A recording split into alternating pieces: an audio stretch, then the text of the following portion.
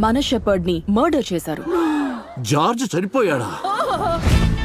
Killer ఎవరో చెప్పకుండా మధ్యలోనే ఆపేశాడు. డాక్టరే చంపేశాడు. పీకవలేరా నీ మొహం. మ్యూజిక్ స్టార్ట్ అయింది.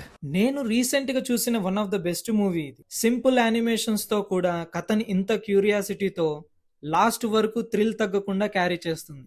సింపుల్ గా షీప్ స్టోరీ అనుకున్నా, కానీ ఈ మూవీ నెక్స్ట్ లెవెల్ సర్ప్రైజ్ ని ఇచ్చింది నాకు.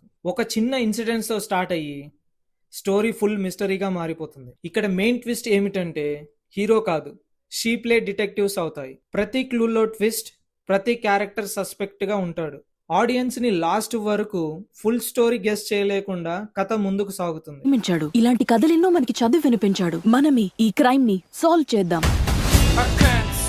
యానిమేషన్ సింపుల్ కానీ స్మూత్ గా ఉంటుంది.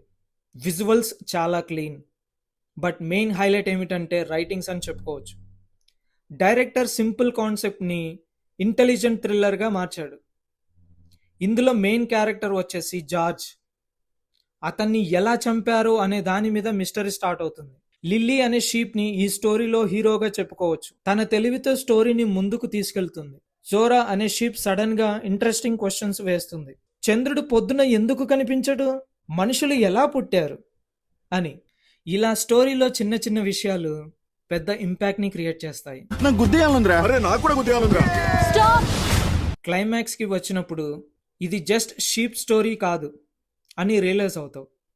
ఫైనల్ గా ఒక పాయింట్ ప్రూవ్ చేస్తుంది. స్మాల్ ఐడియా కూడా గ్రేట్ రైటింగ్స్ తో మాస్టర్ పీస్ అవుతుంది.